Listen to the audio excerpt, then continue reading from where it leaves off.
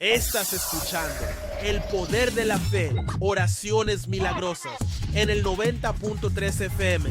Tu música, tu ritmo, tu destino, la frecuencia de Dios, más escuchada a nivel mundial.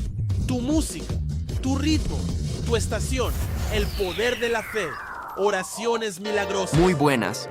Sean todos bienvenidos a este espacio de encuentro con lo sagrado, a este rincón de paz y reflexión llamado El Poder de la Fe, Oraciones Milagrosas. Nos alegra profundamente que hoy estés aquí con nosotros, ya seas un nuevo oyente o alguien que regresa para seguir nutriendo su espíritu. Así es. En este programa vamos a abrir el corazón a temas que nos tocan a todos. La fe, la esperanza, el poder de la oración y los milagros que pueden suceder cuando confiamos en algo más grande que nosotros. Aquí encontrarás oraciones poderosas, plegarias profundas a Dios, testimonios conmovedores y reflexiones reales sobre lo que vivimos día a día. Este espacio no es solo un podcast, es una comunidad que crece con cada palabra compartida. Queremos invitarte a que te quedes con nosotros en este episodio completo, porque hoy hablaremos de cómo la fe puede transformar nuestra vida incluso en los momentos más oscuros. Vamos a escuchar relatos verdaderos, oraciones que han traído consuelo y experiencias que nos inspiran a seguir adelante. Y recuerda que puedes seguirnos también en nuestro canal de YouTube y Facebook, El Poder de la Fe, Oraciones Milagrosas, donde encontrarás los mejores podcasts del momento para conectar con tu espiritualidad en cualquier momento del día. Así que acomódate, respira profundo y permite que este momento sea solo para ti. Porque cuando conectamos con lo divino, la vida empieza a transformarse desde el interior.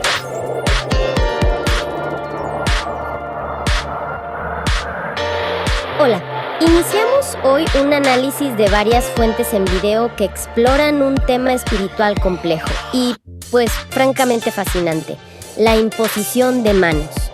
Vamos a indagar un poco en sus usos, según las escrituras, los riesgos que puede implicar y quiénes, desde distintas miradas, tendrían la autoridad para practicarla. Así es. Las fuentes que revisamos describen las manos como una especie de conducto espiritual, ¿no?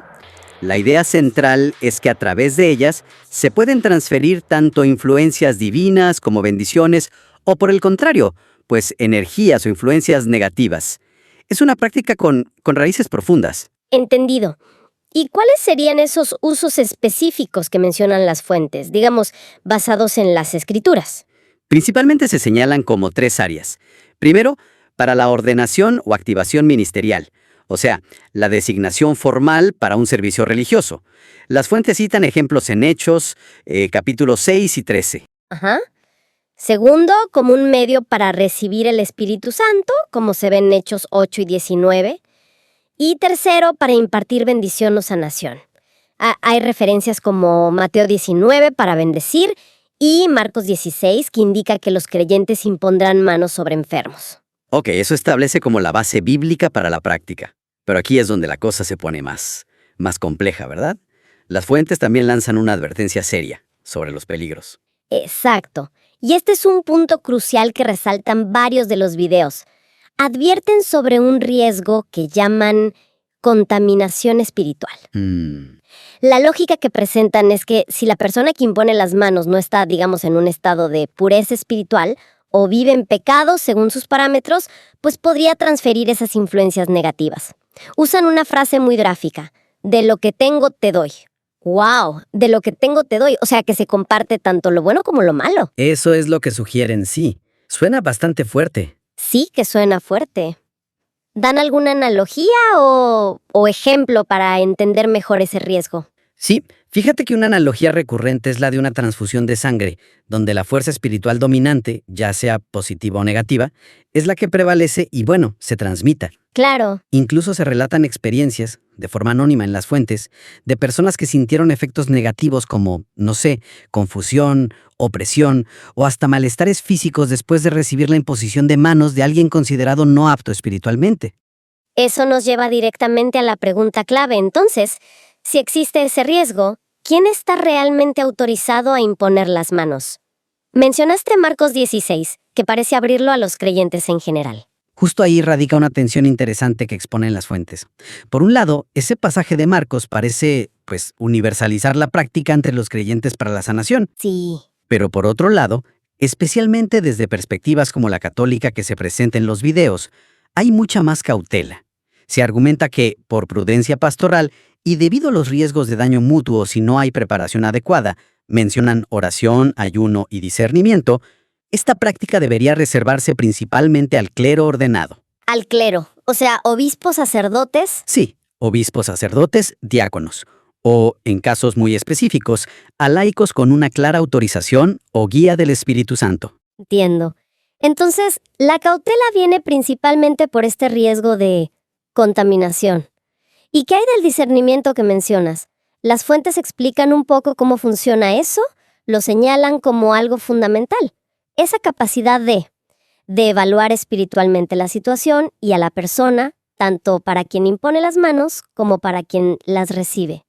La idea es evitar participar, como dice una fuente citando 1 Timoteo 5:22, en pecados ajenos o absorber influencias dañinas.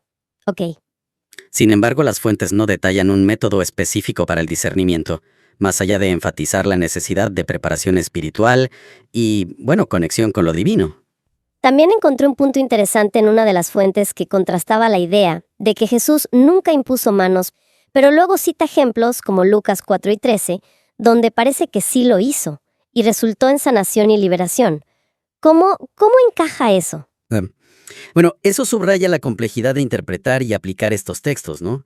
Lo que sí parece ser un hilo conductor en todas las perspectivas es la insistencia en la pureza, la preparación y la autoridad divina legítima de quien realiza el acto. Ya sea que el contacto físico sea necesario o no en todos los casos, como ilustra el ejemplo del centurión, ¿recuerdas? Cuya fe bastó a distancia. La condición espiritual de la persona que actúa como canal es primordial. Bien, entonces, resumiendo un poco lo que hemos extraído de estas fuentes, la imposición de manos se ve como un acto espiritual potente, con base bíblica para transferir bendición, sanación o autoridad, pero que conlleva riesgos significativos si se hace sin la preparación, la pureza y el discernimiento adecuados. Exactamente. Lo que realmente emerge no es tanto un debate sobre si tiene poder o no, sino sobre la responsabilidad crítica y la higiene espiritual, podríamos decir, que a menudo se pasa por alto. Claro. Tanto en quien da como en quien recibe. Requiere una seriedad y una conciencia, profundas. Muy claro, nos deja pensando bastante. Y quizá la reflexión final que las fuentes nos invitan a hacer es, ante esta dualidad de poder espiritual, capaz de edificar, pero también potencialmente de contaminar, ¿cómo puede una persona cultivar ese discernimiento necesario para interactuar con estas prácticas de manera segura y que realmente aporte fruto? Una pregunta esencial para quien explore estos caminos. El poder de la fe. Oraciones milagrosas. Continuamos. Hola, bienvenidos. Hoy vamos a meternos de lleno en un tema presente en diversas fuentes cristianas que, genera fascinación y también bastante debate. La imposición de manos. Es una práctica con raíces bíblicas profundas, ¿sí? Pero con interpretaciones muy distintas. Y, fíjate, rodeada de advertencias bastante serias. Nuestra misión hoy es, desempacar un poco qué nos dicen estas fuentes sobre para qué sirve, los riesgos que señalan y la pregunta clave, ¿quién tiene realmente la autoridad para hacerla? Vamos a examinar juntos esta práctica espiritual. A ver, empecemos por su uso, según los textos que revisamos. Las fuentes identifican varios propósitos centrales. Mencionan, por ejemplo, la sanación de enfermos. Ahí citan Marcos y Lucas. También la bendición, como Jesús con los niños, ¿recuerdas? En Mateo. Recibir el Espíritu Santo, eso está en Hechos. Y también activar o conferir autoridad para un ministerio, que también aparece en Hechos. Incluso, fíjate, hablan de transferir sabiduría, como Moisés a Josué en Deuteronomio. Exacto, y es notable la variedad de funciones, ¿verdad? Cubren desde algo muy personal, como sanar, hasta algo más estructural para la comunidad, como asignar ministerios. Las manos aquí funcionan como un canal, digamos, simbólico y espiritual. Se ve como un medio directo de transmisión y conecta incluso con prácticas muy antiguas del Antiguo Testamento, como identificar al animal para el sacrificio, ¿no? Para certificarlo. Esos serían los usos que las fuentes ven como divinamente establecidos, por así decirlo. Claro. Y esa idea de transferencia es crucial porque nos lleva directo a un aspecto que las fuentes recalcan muchísimo: los peligros. Aquí es donde la conversación se pone compleja. El riesgo principal que señalan es la transferencia espiritual negativa. Se detalla que si la persona que impone las manos vive en lo que describen como suciedad espiritual, mencionan pecados específicos: adulterio, fornicación, mentira, engaño, hasta ocultismo. Bueno, pues esa persona podría transmitir esa inmundicia, esa basura espiritual a quien recibe la imposición. Una fuente usa una imagen muy gráfica, la llama un bote de basura, que lleva infecciones espirituales. Vaya imagen. Sí, es muy fuerte. Y las consecuencias que describen son serias. Hablan de contaminación espiritual, de hacerse partícipe de pecados ajenos, de perder la pureza personal. Mencionan un posible choque de fuerzas entre el bien y el mal si la persona que recibe no está preparada espiritualmente, preparada con oración, con ayuno constante. Y dicen que el mal podría prevalecer en ese choque. Estas infecciones espirituales, según un testimonio que recogen las fuentes, podrían incluso manifestarse físicamente. Exacto. Hay un testimonio personal muy impactante en el material que revisamos. Una persona cuenta que recibió la imposición de manos de un evangelista que, sin ella saberlo, estaba en fornicación, y describe haber sentido como un fuego extraño. Perdió temporalmente sus pensamientos, su memoria espiritual, tuvo fiebre, temblores, y necesitó meses de oración muy intensa para recuperarse. Es fuerte escucharlo. Las fuentes también alertan sobre posibles daños físicos y mentales, tanto para quien impone como para quien recibe sin la preparación adecuada. Es un relato muy gráfico, sí, y realmente subraya la seriedad con la que estas fuentes abordan la necesidad de pureza y de preparación espiritual para esta práctica. No es cualquier cosa. Entonces esto nos lleva a la pregunta inevitable: ¿quién tiene la autoridad para hacerlo? ¿Quién puede imponer las manos? Y aquí las fuentes que consultamos muestran perspectivas distintas, ¿eh? Hay una visión que el material identifica como católica, que la reserva principalmente para el clero ordenado: obispos, sacerdotes, diáconos. Lo ven como un símbolo de autoridad que viene de conceptos teológicos como la sucesión apostólica y la configuración con Cristo. Pero por otro lado hay otras interpretaciones. Se basan en pasajes como Marcos 16 y sugieren que los que creen, así en general, incluyendo laicos, podrían realizarla. Pero, y este es un gran pero, estas mismas fuentes recalcan que ese creer implica una vida de obediencia, de oración, de ayuno, constantes. O sea, no lo presentan como un acto que cualquiera pueda hacer así nomás, a la ligera. Claro. Y es interesante entender el porqué de estas restricciones, ¿no? Especialmente esa advertencia tan fuerte hacia los laicos que aparece en varias fuentes. Se subraya el peligro real de daño, sea espiritual o físico, por falta de preparación, quizá falta de conocimiento teológico o de discernimiento espiritual. La Iglesia, desde esta perspectiva, actuaría como una madre, digamos, que busca proteger. Y curiosamente, algunas fuentes argumentan que si alguien tiene un don genuino, por ejemplo el de sanación, no necesariamente necesita imponer las manos. El poder, dicen, viene de Dios y puede manifestarse a través de la oración directa. El énfasis constante es en evitar que la práctica la hagan personas espiritualmente impuras o, lo que llaman charlatanes. Sí, ese punto es recurrente. Y encontramos también un punto de clara contradicción entre las fuentes. La pregunta es, ¿usó Jesús la imposición de manos para expulsar demonios? Una de las fuentes afirma categóricamente que nunca lo hizo para eso, que la expulsión era solo con la palabra. Ajá, pero otra fuente refuta eso directamente y cita pasajes. Cita Lucas 4:41, donde se narra que mientras Jesús sanaba a muchos imponiéndoles las manos, los demonios también salían de ellos.